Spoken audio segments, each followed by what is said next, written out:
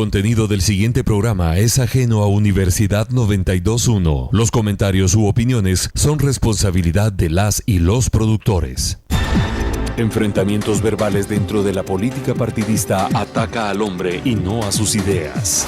Aquí nosotros lo hacemos desde la academia, con base en la investigación. Lo hacemos por la radio, pero sobre todo lo hacemos políticamente hablando. Políticamente hablando. Amplía tu información. Un análisis profesional, académico y formativo de la realidad social, económica y del Estado. Ahora, políticamente hablando. Al aire. Porque la política es inherente al hombre.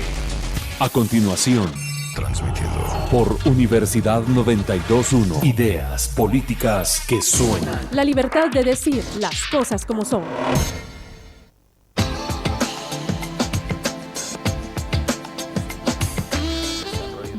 Muy buenos días, estimados amigos. Bienvenidos otra vez a Políticamente Hablando.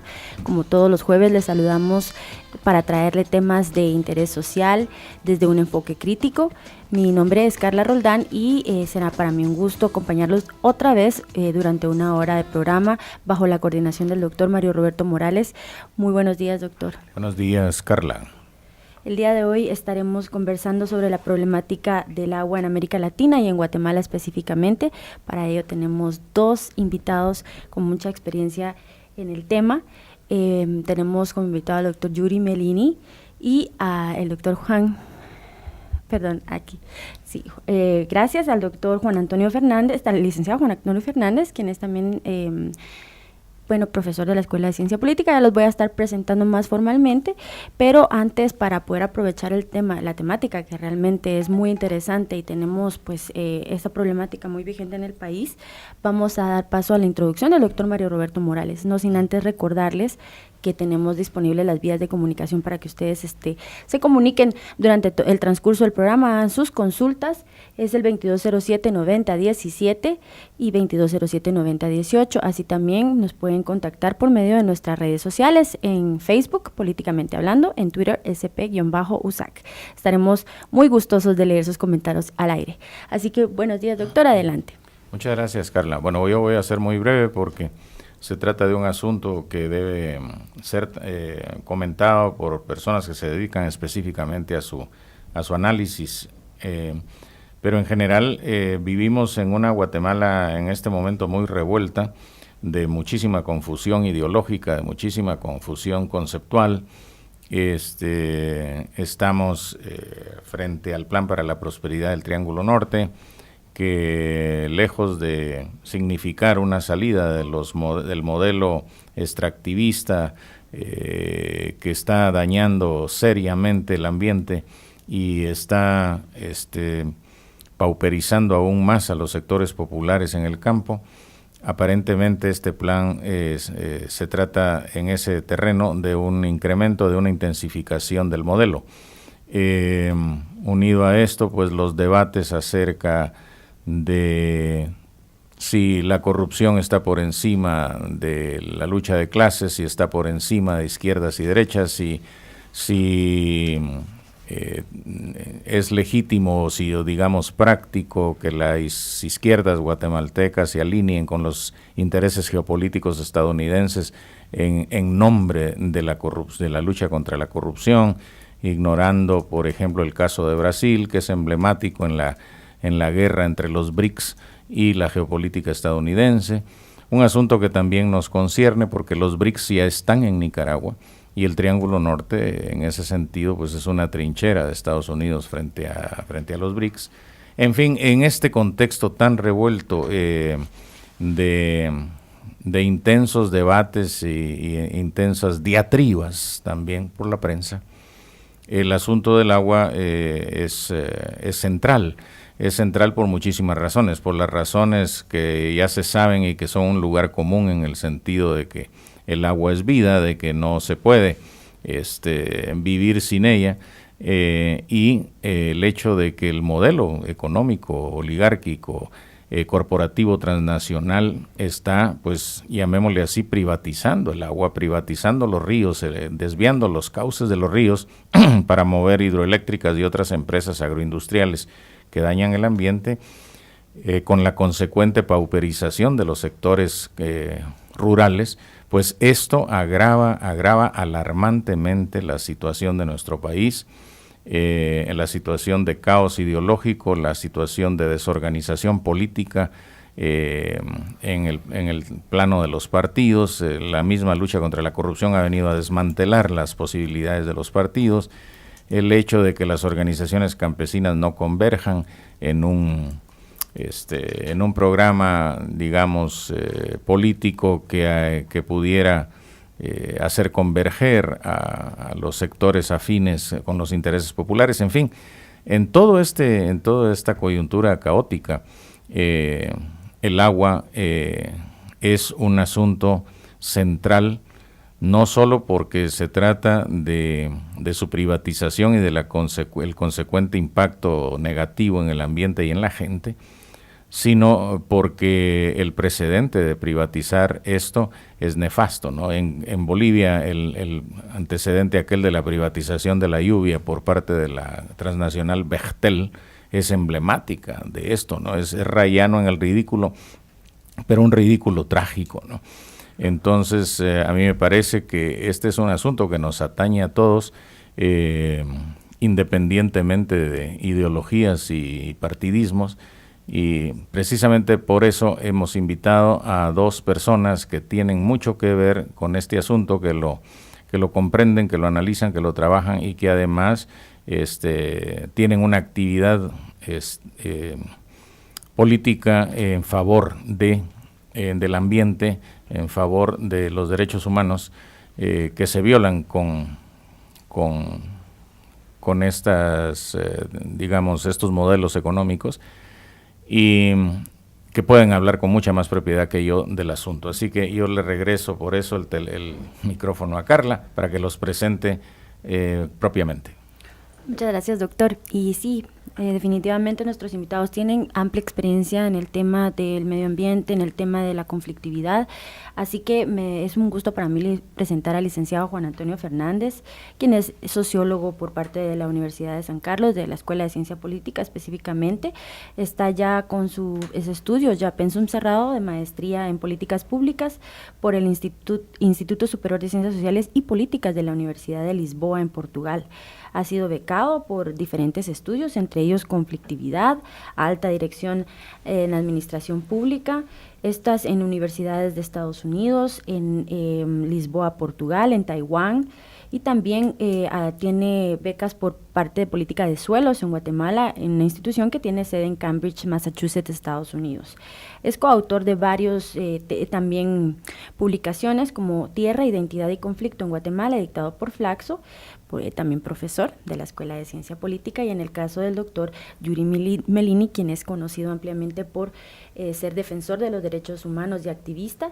Él también tiene amplia experiencia en temas de política, legislación, economía ambiental guatemalteca. También fundó el centro y es director del Centro de Acción Legal, Ambiental y Social de Guatemala, CALAS, en el año 2000. Ha recibido el Premio Mundial de Derechos Humanos de Frontline Award for Human Rights Defenders at Risk, que es un premio otorgado por el Parlamento irlandés. Y bueno, entonces es para mí un gusto darles a ustedes la bienvenida y la palabra en este tema tan importante. Y para empezar, vamos a dar inicio entonces para que nos comenten, nos pongan en contexto cómo poder entender la problemática del agua, ya con la introducción que el doctor Morales nos hacía, pero si podemos hablar de antecedentes, de cómo se ve esta problemática y cómo se ha ido en aumento en América Latina para caer específicamente después al caso Guatemala. Bueno, dos elementos básicos. Uno debería entender en principio que, partiendo de la gestión de los recursos, los bienes naturales como sería el agua, en principio los usos sociales, los usos económicos y los usos ambientales. Los conflictos socioambientales van a ir ligados a los usos económicos del agua. Y en el enfoque de la teoría de derechos humanos, pues el acceso al agua es un derecho humano, es un derecho universal, no solo el agua en calidad y en cantidad para consumo humano, y es obligación de los estados proveerla en calidad y en cantidad. Y la otra parte es que en nuestro marco regulatorio nacional, la Constitución en los artículos 127 y 128 decreta de alguna manera, primero, que las aguas son bienes públicos, imprescriptibles e inalienables, y que su uso se otorga fundamentando y presidiendo el bien social y la utilidad pública sobre cualquier otro. Históricamente en el país hay alguna legislación sobre los usos particulares que data desde la Revolución Liberal en tiempo de Augusto Rufino Barrios y se mantiene desde 1931, toda una parte del Código Civil que regula los usos, digámosle entre comillas, privados o los usos particulares, aguas de medianía y demás. Pero en la práctica nuestra Constitución define como tal esto, pero históricamente en estos 30 años el Estado a través de, o el organismo legislativo no ha tenido la capacidad de concertar para el desarrollo de una legislación. Y no debería pensarse que por tener una ley general de aguas los conflictos deberían de disminuirse, todo lo contrario, ¿verdad?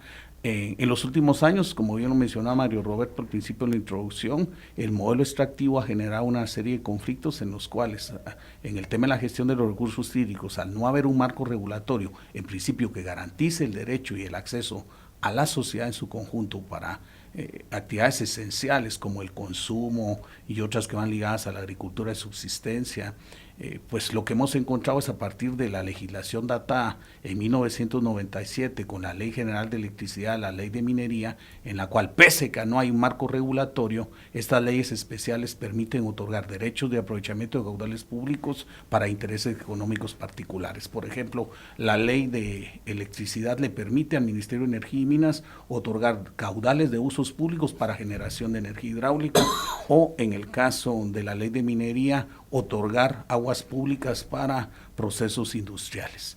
En la práctica se otorgan derechos para esos usos. Uno vería en principio que los usos económicos del agua son 7. Uno encuentra la agroindustria, la industria, la generación de energía, el transporte, la recreación, la acuicultura y en los servicios generales, que son los usos económicos del agua que están generando esos conflictos en la costa del Pacífico, la agroindustria, la palma de aceite en el área del Ixcán, en el sur del Petén, el tema, por supuesto, de las industrias extractivas como la minería o el tema de la generación de energía, donde hemos ido encontrando los conflictos. Y ese modelo de Guatemala lo va a replicar uno en otros países a lo largo y ancho de América Latina, porque el fondo del asunto es cómo en el Consenso de Washington se define que los capitales naturales de los países, en el caso del área sur o del hemisferio sur, tienen pues ese patrimonio natural y en la lógica del Banco Mundial, en la lógica del sistema imperialista, hay que ponerlos a trabajar, pero de una manera que se fundamenta no solo en el expolio de la riqueza, sino en la desproporción de los mismos.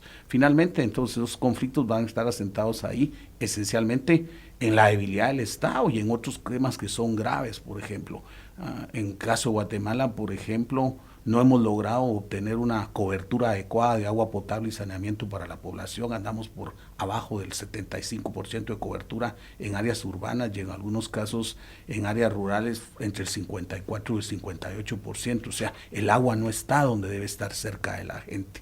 Y el otro asunto es cómo se piensa que el conflicto alrededor de los usos del agua es responsabilidad del poder público local en el nivel municipal, cuando en el país no existe una política pública como tal, no existe una gestión integrada de los recursos hídricos, que desde la óptica de la gestión ambiental nosotros diríamos, el agua no se pelea, el agua se comparte.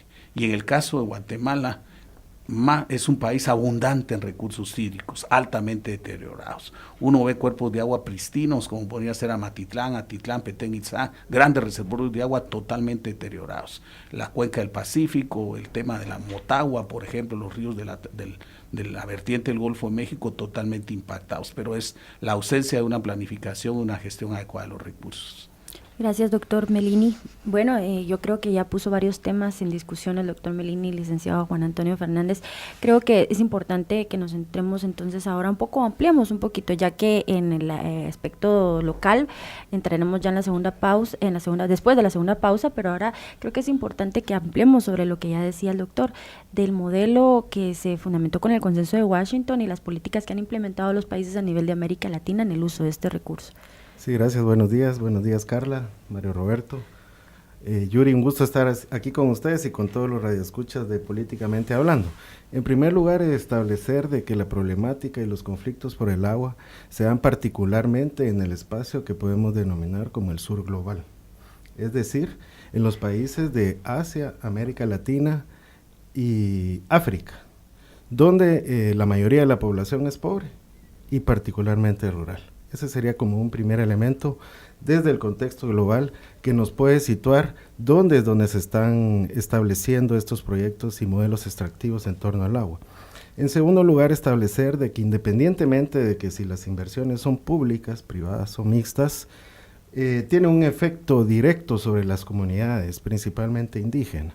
Podemos ver entonces hidroeléctricas como Belomonte, que es la tercera hidroeléctrica en importancia a nivel mundial, que es un proyecto público-privado impulsado por el gobierno de Brasil dentro de sus planes de desarrollo nacional, o podemos ver proyectos como La Reina en Oaxaca, donde son proyectos públicos y que se dan particularmente en comunidades indígenas.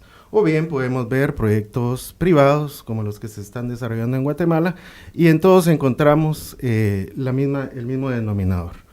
Comunidades pobres, excluidas, que muchas veces el 15% de las comunidades en América Latina y particularmente las rurales no tienen acceso a la electricidad y mucho menos a los servicios esenciales como el agua, la alimentación, la educación y la salud. ¿Por qué digo esto? Porque entonces nos podemos situar en un segundo nivel de análisis. Las políticas públicas de los gobiernos, en lo que podemos denominar en el sur global, no tienen un impacto en la calidad de vida de las personas y por lo tanto, al establecerse proyectos extractivos de carácter energético, en el caso que yo quiero abordar con mayor profundidad, particularmente sobre hidroeléctricas, se generan escenarios de conflicto. Por varias razones. Una podría ser porque en esos escenarios existen unas luchas identitarias y se configuran escenarios donde las comunidades quieren hacer un uso exclusivo de los bienes y recursos naturales, particularmente el agua, ¿verdad? Porque es esencial para el modelo productivo que ellos tienen, fundamentado básicamente en el sector primario, ¿verdad? Ya mencionaba el doctor Melini, la agricultura, la pesca, la minería artesanal, que es fundamental para el desarrollo de sus actividades y poder generar una vida diaria con todas las limitaciones que significa vivir en el área rural en los países del sur global. Bien, y si abordamos entonces un poco sobre a nivel internacional en materia legal, ¿cómo se ha dado todo este proceso de tratados internacionales y después ya legislación en cada uno de los países con el tema del agua? Bueno, solo vamos a encontrar dos elementos. La conferencia de Dublín de 1992 sobre agua y medio ambiente, que establece los 4 principios globales universales sobre el tema del agua, que es la base de varios tratados internacionales en materia ambiental. Es un primer elemento. Uno tiene 4 principios claramente definidos, conceptos como el valor social y el bien del agua, la prioridad en la protección del recurso hídrico y el acceso al desarrollo de la humanidad para la prevención de un asunto. Es incuestionable que el agua tiene usos económicos y como tal, y el 4º principio, el rol que la mujer juega en la gestión del agua. Bajo esos principios, digamos, se han desarrollado diferentes sistemas, hay sistemas muy claramente desarrollados. A todo esto se le llama el concepto del derecho internacional ambiental. Hidropolítica es un tema que regula sobre el uso de los bienes públicos compartidos. Europa va muy desarrollado en esto. Hay ejemplos particulares: España, la Argentina, México avanzan por lo menos en niveles como 4ª generación de legislación ambiental. Guatemala apenas de legislación de recursos hídricos. Guatemala apenas no empieza esto. Chile tiene un modelo diferente, un modelo que fue la privatización y luego retomó. Pero en términos generales uno diría que un marco regulatorio nacional e internacional. En el internacional, pues los preceptos de Naciones Unidas y el Consejo de Derechos Humanos sobre considerar el agua un derecho humano y el agua potable y el saneamiento como un disfrute obligatorio para la humanidad en su conjunto. Y en la otra parte, pues las regulaciones de derecho de uso. Pero en términos generales uno vería que hay 4 elementos, 5 elementos esenciales que una legislación hídrica debería de tener para garantizar los derechos: la soberanía de los estados y sobre todo el disfrute de la población y la sostenibilidad intergeneracional del bien, porque estamos hablando de un bien que se utiliza hoy, pero que también es responsabilidad de utilizarlo para los que no han llegado. Entonces se habla de otros preceptos, que hay que desarrollar un sistema de derechos y obligaciones. Segundo, que hay que reconocer los derechos preexistentes, desde los derechos de los pueblos indígenas en sus usos y prácticas consuetudinarias hasta los derechos otorgados con base a ley. Y 2 elementos más que irían sobre los temas del sistema de cánones de aprovechamiento, y la recuperación y protección del recurso. Gracias, doctor Melini. Nos indican que tenemos que ir a nuestra primera pausa, pero vamos a continuar desarrollando el tema de la legislación ambiental a nivel internacional al regreso de la segunda pausa, de la primera pausa, y así que por favor ustedes no cambien este programa y síganos escuchando. En un momento seguimos el análisis profesional, académico y formativo por la radio. Políticamente hablando. Políticamente hablando. Esta es Universidad 92.1. Ideas que suenan. El Estado, la colonia y las economías. Conocimientos vinculantes en un solo diplomado. Estado, descolonización y economía. Diplomado con créditos académicos y ponentes especializados. Estado, descolonización y economía. Interesados, llenar formulario en la Escuela de Ciencia Política, edificio M5, Ciudad Universitaria, Zona 12, o por cualquiera de estos correos: chaclan1@yahoo.com, peaecp@gmail.com. Inscripción gratuita. Invitan Comisión de Probidad del Congreso de la República de Guatemala, Escuela de Ciencia Política de la Universidad de San Carlos de Guatemala, Instituto Holandés para la Democracia Multipartidaria y Universidad 92.1. Ideas que suenan.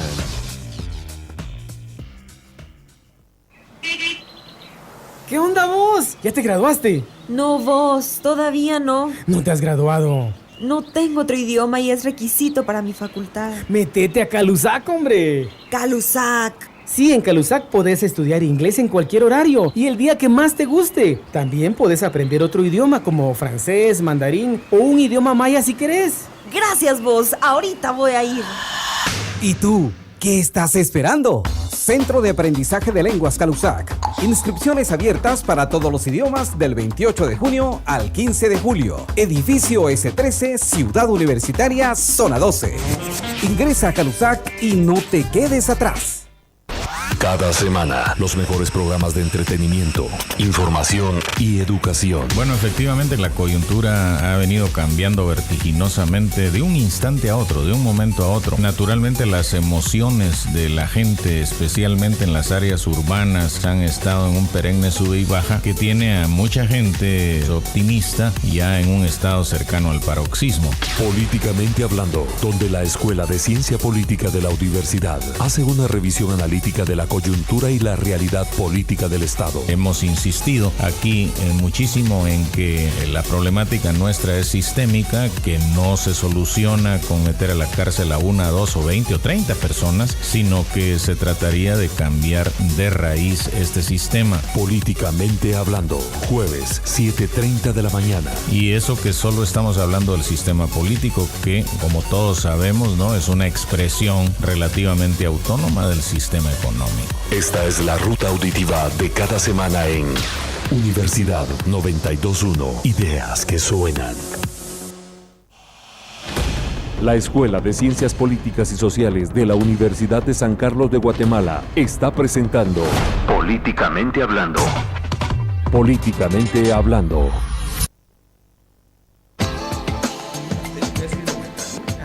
Bueno, estamos de vuelta ya para desarrollar el programa de hoy. Hoy estamos hablando sobre la problemática del agua en América Latina y en Guatemala en específico.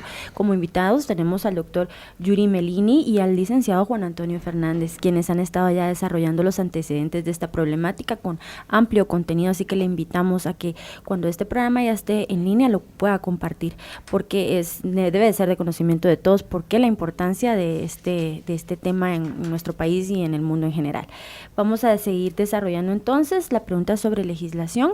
Creo que brevemente vamos a ir cayendo en el caso de Guatemala. Ya usted especificaba la conflictividad que se da en algunas comunidades, principalmente en toda América Latina, pero en Guatemala es más palpable también.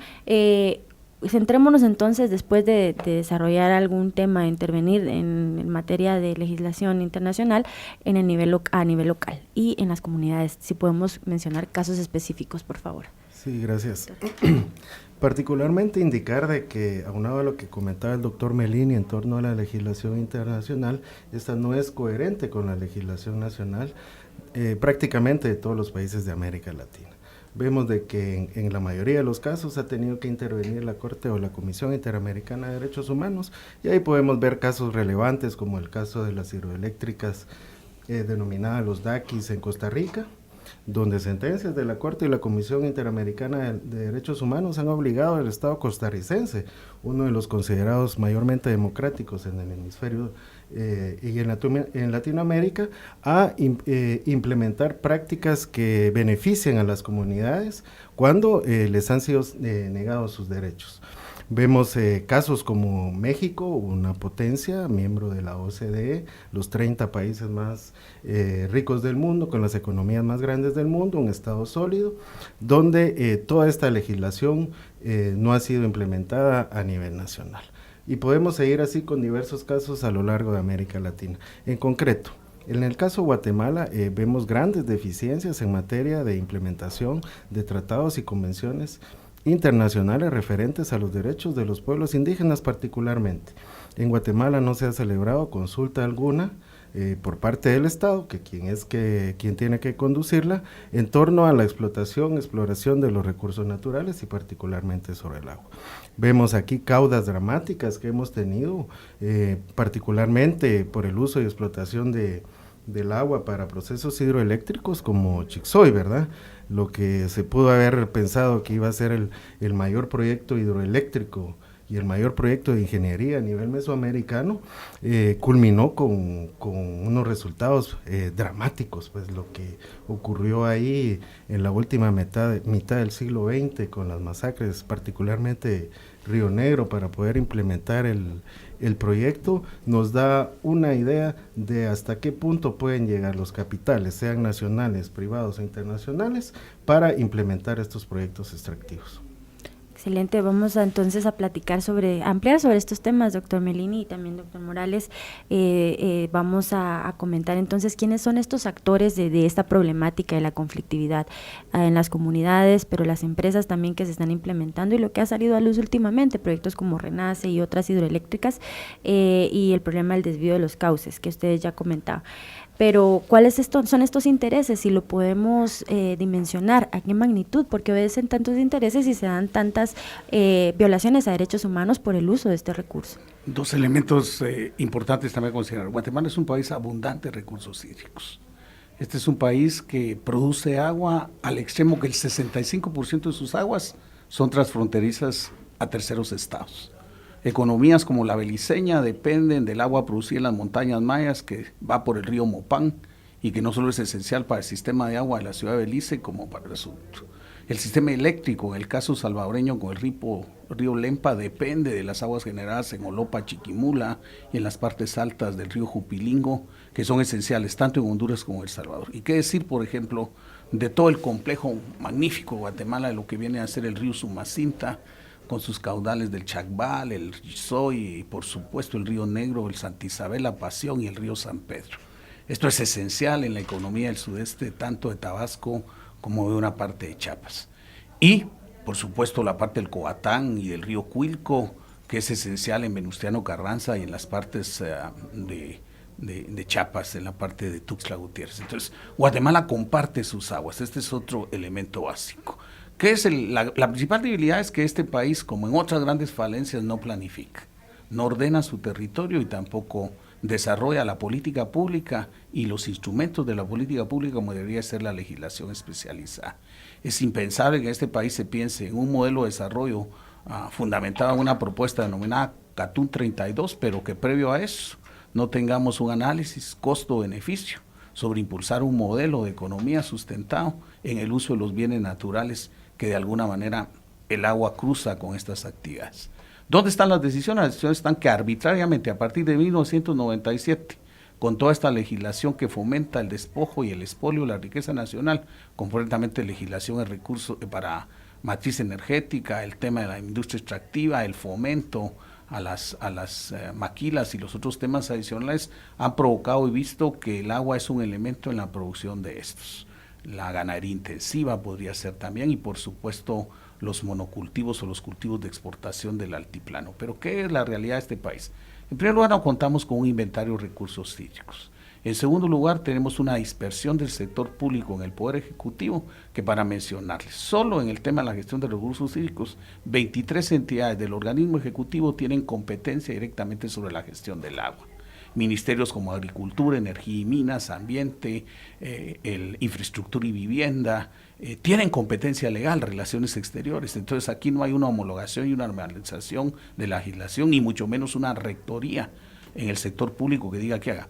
En estos años la administración Colón avanzó un poquito creando el gabinete del agua, pero luego llegó la administración Pérez Molina y el esfuerzo que se había empezado a hacer de alinear el sector, pues se desestimó. En este momento estamos en la misma situación, pero con los cuerpos de agua mucho más degradados, ¿verdad? Es penoso el caso de Amatitlán, el caso de Atitlán, por ejemplo. Si Atitlán es la gallina de los huevos de oro para atraer variables económicas como el turismo al país y el potencial de visitar esa zona, pues cada vez, ahí lo están diciendo, la eutroficación y los temas adicionales como la cianobacteria están ahí.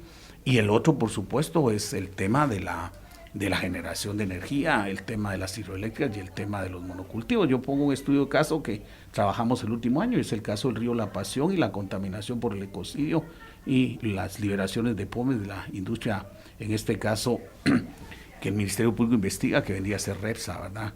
Tenemos un año que el caso ocurrió y es el año en que la empresa metió 7 amparos y es el momento en el cual la empresa no ha ido a primera declaración, por ejemplo, traficando influencias, cuando vimos un hecho notoriamente público como fue la contaminación industrial o los casos del Pacífico, el caso de la mina San Rafael, en el caso que su gerente general está ligado a proceso, estuvo preso por contaminación industrial, o los casos de las usurpaciones de las aguas en las cuencas del Pacífico, el caso del ingenio El Pilar o el caso del ingenio Magdalena y otros más donde se han identificado los actores sobre estos asuntos.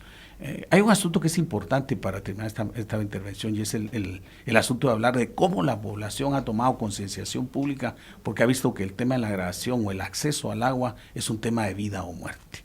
Es un tema que rompe con su cotidianidad y en el cual las personas, los grupos más vulnerables, están activados en defensa de sus derechos, ¿verdad? Hay acciones por ahí interesantes. La Corte de Constitucionalidad, por ejemplo, el año pasado otorgó una sentencia en el caso de 14 líderes y lideresas comunitarios de una aldea de San Rafael Las Flores que se llama San Juan Bosco, donde el gobierno otorgó una licencia minera de exploración. La gente fue a la Corte y la Corte le obliga al Ministerio de Energía y Minas que garantice el agua y en calidad y en cantidad para estos pequeños agricultores y demás, pero son precedentes jurídicos que van en la línea de lo que yo quiero resaltar. La exigibilidad de los derechos humanos y de alguna manera la judicialización de los derechos. O sea, la mayoría de los conflictos sobre recursos hídricos se están yendo a cortes, se están yendo a medios judiciales y paralegales, desde el Ministerio Público hasta la Procuraduría de los Derechos Humanos para buscar de alguna manera los laudos judiciales. El problema es que una sentencia avanza y siente un precedente jurídico, pero en la práctica el agua no está cerca de la gente y el asunto al final es que la gente disfrute del bien. Muchas gracias, doctor Melini. Por favor, licenciado Juan Antonio Fernández, ampliemos al respecto. Sí, para ejemplificar sobre los actores que intervienen en este tipo de proyectos extractivos y particularmente sobre proyectos hidroeléctricos, quisiera hablar de quiénes fueron los actores que en el 1982 intervinieron en torno a la implementación de la hidroeléctrica Chixoy en Guatemala. Y ahí encontramos dos actores fundamentales encontrados. El Estado de Guatemala, a través de sus 3 poderes e instituciones, particularmente el INDE y el INTA, y por el otro lado las comunidades. Y dentro de las comunidades, pues encontrábamos a pequeños propietarios, campesinos, organizaciones locales, organizaciones campesinas. Pero ¿cuáles fueron los poderosos intereses que intervinieron en este proceso? Que si bien es cierto, es un proyecto público, intervinieron agentes externos como el Fondo de Pensiones de Venezuela, uno de los mayores financistas del proceso, entidades y organizaciones internacionales financieras, como el BID, el Banco Mundial, el Banco Centroamericano de Integración Económica, y por otra parte intervinieron ahí también organizaciones internacionales que les podríamos denominar modernas, vinculadas al desarrollo, como la Agencia para el Desarrollo Internacional de los Estados Unidos. Por la otra parte también estaban presentes como actores en torno a esta problemática la Iglesia Católica, particularmente a través de el obispo Juan Gerardi, ¿verdad?, que tenía a su cargo las diócesis de Quiché y de Alta Verapaz en su momento. Y obviamente pues el sector privado a través de sus cámaras, quienes impulsaban este tipo de proyecto en el 1982.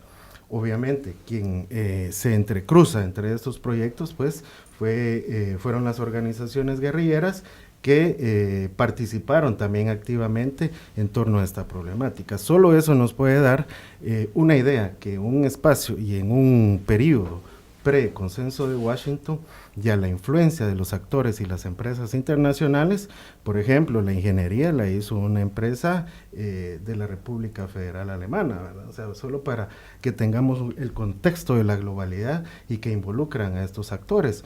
Y es un caso que, si bien es cierto, Guatemala, una economía periférica, pero trasladémonos nuevamente a Brasil. En Brasil es un proyecto público-privado donde intervienen las empresas más grandes del mundo y el Estado brasileño, un proyecto de más de 9,000 millones de dólares, ¿verdad?, que tiene la capacidad de generar 11,000 megawatts y que está ubicado en el norte de Brasil. Y otro actor fundamental dentro de este tipo de procesos son las comunidades indígenas.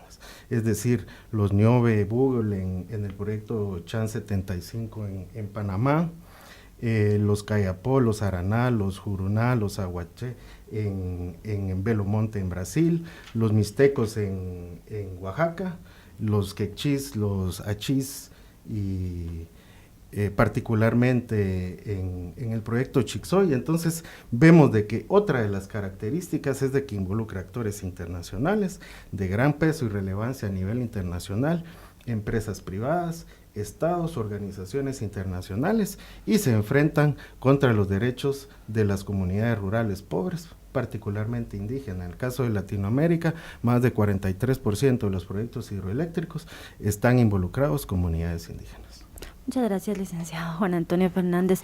Bueno, tenemos bastante actividad en el Twitter, han estado retuiteando esto y esperamos también que compartan el programa. Los invitamos a seguirnos en SP, esto corresponde a las siglas de Escuela de Ciencia Política, SP-USAC, y recuerde también que puede hacer sus comentarios por la vía del Facebook. Nos busca como Políticamente Hablando. Ahora, antes de llegar ya a la parte final del programa, creo que es importante que mencionemos las movilizaciones sociales que se han dado recientemente sobre el tema y que han visibilizado también la importancia. Esto lo vamos a ver después de nuestra segunda y última pausa, y ya vamos a caer en lo que nos decía el doctor Melini sobre la legislación que se da y las políticas públicas en Guatemala. Así que por favor continúe con nosotros en este programa. En un momento seguimos el análisis profesional, académico y formativo por la radio. Políticamente Hablando. Políticamente Hablando. Una radio con plena autonomía. Universidad 92.1. Ideas que suenan. Yo, Rosa Morales, soy una persona con discapacidad física. Vivo en Zacatepeques y trabajo como contadora. Estoy esperando en la oficina al personal del CONADI, que lleva a cabo la encuesta nacional de discapacidad a realizarse de junio a octubre y tiene el objetivo de conocer cuántas personas con discapacidad hay en el país. Así como yo, espéralos tú también. Recíbelos con confianza. Cuéntale si eres una persona con discapacidad o si tienes algún familiar con discapacidad. Encuesta Nacional de Discapacidad de junio a octubre 2016, realizada por CONADI, acción conjunta para una participación plena. Con el apoyo de Universidad 92.1. Para ingresar a la Facultad de Ingeniería se necesita una llave. Pero para entrar a la Facultad de Ingeniería a estudiar el curso Preu Matemática, que se impartirá en junio. Inscripciones 23 al 31 de mayo. Inicio 1 de junio. Duración 1 mes. Horarios de 9 a 11 y de 15 a 17 horas. Costo 200 quetzales. Procedimiento: recoger boleta de pago en oficina 217, edificio T3. Pagar en el banco. Sacar copia de boleta de pago. Presentar documento de identificación con fotografía en oficina 217. Para finalizar proceso de inscripción y asignarse sección. Además del curso Preu Matemática, asignarse prueba específica de computación. Más información en saesap.ingenieria.usac.edu.gt.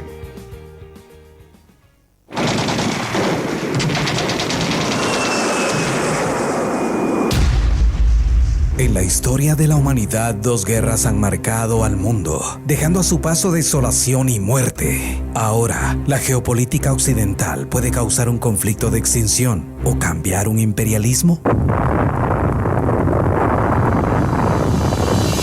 Descúbrelo en la videoconferencia interactiva desde Washington. El siglo asiático venidero y el ocaso del imperialismo anglo-norteamericano. La humanidad puede evitar la Tercera Guerra Mundial. Con el expositor internacional Dennis Small. Jueves 21 de julio, 17:30 horas. Auditorium Jorge Romero y Meri. Edificio M5. Ciudad Universitaria, Zona 12. Invitan Escuela de Ciencia Política de la USAC, Centro de Estudios Latinoamericanos Manuel Galich y Universidad 921. Ideas que suenan. La Escuela de Ciencias Políticas y Sociales de la Universidad de San Carlos de Guatemala está presentando Políticamente Hablando. Políticamente Hablando. Bueno amigos, estamos ya de vuelta en esta última fase del programa de hoy, conversando con el doctor Yuri Melini y el licenciado Juan Antonio Fernández. Recuerde que en este programa los saludamos todos los jueves, el coordinador, el doctor Mario Roberto Morales, y mi nombre, Carla Roldán. Vamos a continuar conversando sobre la problemática del agua, y ya en esta última fase vamos entonces a entrar a los problemas que se dieron recientemente, las movilizaciones, el tema que se visibilizó, pero también propuestas de solución. En su opinión profesional, ¿qué alternativas habrían para poder minorizar un poco la conflictividad que se da en torno a esto? ¿Qué deberían de hacer y proponer, pues, como mediante políticas públicas o bien la ley de aguas, que está teniendo bastante auge? Así que, por favor, les dejo la palabra. 2 elementos. Si la gente pensara que los conflictos sobre el agua se resuelven por una ley, gravísimo sería pensar que en Guatemala, en este momento, después de la marcha del agua y de la movilización comunitaria que hubo en días anteriores, con una ley se va a resolver. De hecho, el Congreso en este momento tiene varias salas legislativas interviniendo: la Comisión de Ambiente, Ecología y Recursos Naturales, la Comisión de Agricultura, la Comisión de Energía y Minas, y desde el año 2004 se estableció una comisión extraordinaria que se llama la Comisión de Recursos Hídricos. En este momento el Congreso tiene entre 11 y 14 iniciativas de ley. O sea, pensar que ese tema con una ley se va a resolver el asunto es una situación impropia. Gracias, doctor Melini. Nos informan que tenemos una llamada al aire. Buenos días, adelante con su comentario o pregunta. Muy buenos días, sí, escuchando el programa, felicitarlos también a usted, Carla, y al doctor Mario Roberto. Un saludo muy especial para el doctor Yuri Melini, habla Luisa Nicolau, su amiga. Mi pregunta va más referente a las intervenciones que ha tenido el licenciado Juan Antonio Fernández, en cuanto él hablaba sobre esta situación se da más en comunidades indígenas y urbanas, en el área rural también, pero actualmente yo creo que es el segmento que iban a abordar ahorita sobre el tema de la conflictividad. ¿Dónde quedan todas aquellas luchas de los líderes y lideresas que han estado denunciando estos constantes abusos y violaciones a los derechos humanos por parte de los empresarios, en cuanto a cómo poder ellos enfocarse a la solución del conflicto cuando están siendo acusados y están yendo a las cárceles y se pierde la lucha? O sea, las comunidades empiezan a defender a sus compañeros. O sea, la lucha se vuelve por la defensa de los líderes y lideresas y ya no por el agua. Se pierde esa intención de lucha por el agua. Entonces, ¿cómo podemos hablar también de que se ha ido ideologizando el conflicto? ¿Cómo podemos identificar esos actores que también ya lo han mencionado ambos expositores? Pero identificar también esas posibles soluciones, esos actores y ante estas nuevas conflictividades. Les vamos a dar respuesta. Muchas gracias por esos saludos, y ahora respuesta al aire por parte de nuestros 2 invitados. Muy breve, Luisa, un saludo. En principio, por supuesto, los conflictos están ahí porque la gente en sus comunidades está siendo no solo interrumpida, sino violentada en sus derechos. La criminalización de los líderes y las lideresas alrededor de los proyectos extractivos en Guatemala es notoriamente público, no solo en el tema de la energía. Ahí está el caso Varías Huehuetenango, un caso que está ahora en debate en un tribunal de sentencia penal, donde líderes locales han sido criminalizados por la capacidad de movilizar, articular y sobre todo defender el territorio. El caso del connotado líder del gobierno plurinacional de allá del norte de Huehuetenango, Rigoberto Juárez, y otras gentes que están siendo criminalizadas en un caso muy triste, o la gente de La Puya, o la misma gente alrededor de la Palma Africana en el caso de Sayaché. Pero en concreto, por supuesto que la gente es violentada, es criminalizada, y esto lo tenemos claramente identificado. Por supuesto, cuando vemos, y con esto termino la intervención, cuando se otorga un derecho de aprovechamiento del agua para una empresa, que en 1 hora se va a gastar el agua que una familia se gasta en 30 años. Cuando empresas como Montana Exploradora o Minera San Rafael, el Estado de Guatemala les otorgó 285,000 litros por hora. Uno diría, bueno, ¿qué está pasando acá, verdad? Sin inventarios hídricos y demás. Pues lo que está pasando es muy sencillo, la gente está reaccionando para defender sus medios de vida, para defender su dignidad y para movilizarse. Y el mejor ejemplo ha sido la Marcha del Agua desde la frontera de Tecumán en San Marcos y desde Cobán en Alta Verapaz, donde entre 30 y 40,000 personas a lo largo de 12 días se movilizaron, no para pedir una ley de agua ni para pedir una política pública. Se movilizó la gente para decir, señores, en Guatemala hay que crear un espacio de discusión pública, porque al paso que vamos, el agua no solo va a impactar, como ya está impactando, a los grupos más vulnerables. Aquí hay que resaltar el rol que la mujer juega. Si alguien está altamente impactada por el deterioro de los recursos hídricos en la cotidianidad, es la mujer rural, la mujer indígena, la mujer campesina, que tiene que proveer el recurso a la casa, que tiene que caminar 4 o 6 kilómetros para traer agua. Los niños, las niñas, en Guatemala se mueren al año 12,000 niños por una diarrea, que simple y sencillamente con clorar el agua, con sanitizarla, con que se laven las aguas, se hierva, esto puede hacer. Y entonces hay una serie de inequidades sociales e incoherencias en las cuales ni la política pública ni la Dirección Nacional avanzan. Y en la otra parte, pues pensar que con la regulación de una ley marco se van a resolver los problemas sería gravísimo y erróneo. Y finalmente, pues de alguna manera estimular a 3 cosas que son importantes sobre el tema del agua: que la gente se organice, que la gente se forme y que la gente se movilice. Solo una población plenamente movilizada va a encontrar resultados en la defensa de un bien esencial para su vida. Muchas gracias, doctor Melini. Por favor, licenciado Juan Antonio. Sí, gracias por la pregunta a la colega Nicolau. Bueno, en primer lugar, plantear de que es un problema sensible en el área rural, porque son los directamente afectados, porque les afectan sus medios de vida, principalmente para la producción y la subsistencia, pero también en el área urbana, por la carencia que existe en los sectores más pobres y en las capas medias de este vital líquido para el consumo. Es decir, grandes poblaciones de las áreas urbanas de todos los departamentos del país, incluyendo la ciudad capital y sus zonas conurbadas, están sufriendo ya los efectos de unas políticas que no son coherentes con la sostenibilidad del uso, en el uso de este recurso, ¿verdad? Ese es como un primer elemento. Un segundo elemento sobre la lucha ideológica, pues este es evidente. Se plantea ahí una concepción diferenciada en torno al uso de unos recursos, y en particular el uso del agua, ¿verdad? Como un medio de vida, como un espacio, como parte de un territorio y como parte de un desarrollo para las comunidades. En primer lugar, una visión diferenciada entre las comunidades, el Estado y las empresas.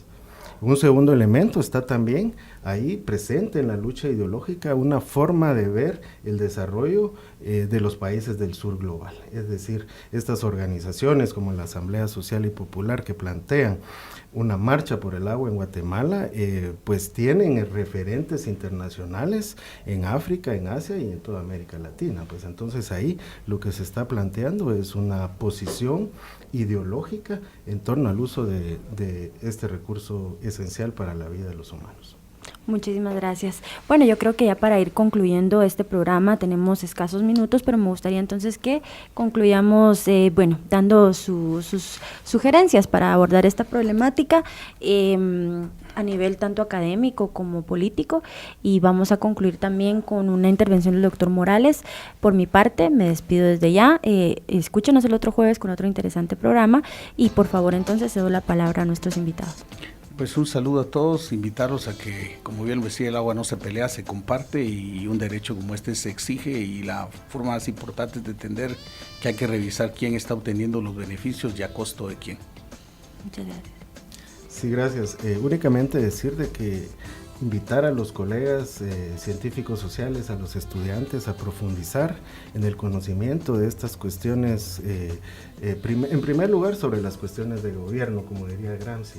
En segundo lugar, sobre la problemática y la disputa por el territorio que se está librando en los países del sur global.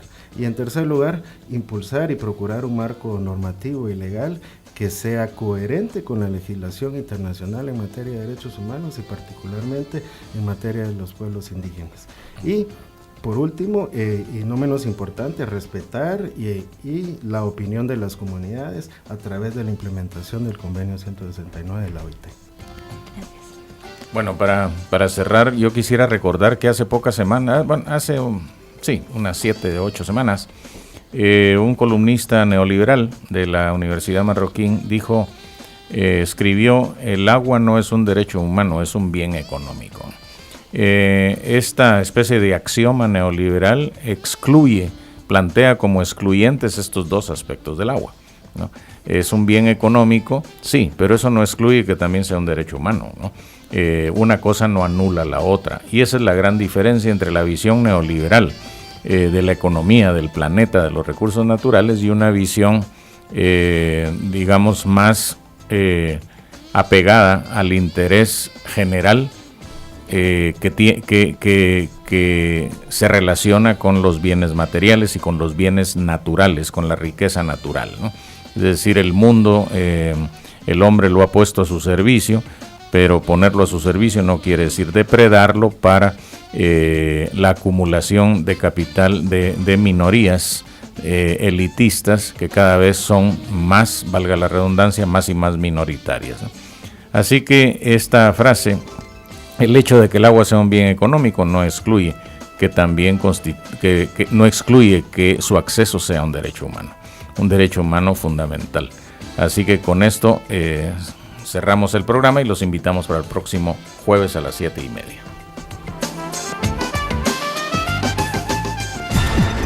Hicimos un análisis profesional y formativo de la realidad social, económica y de Estado, desde la academia con base en la investigación, y lo hicimos por la radio. Políticamente hablando. Políticamente hablando. Porque la política es inherente al hombre. Los esperamos la próxima semana, solo por Universidad 92.1. Ideas políticas que suenan. El contenido del programa anterior es ajeno a Universidad 92.1. Los comentarios u opiniones son responsabilidad de las y los productores.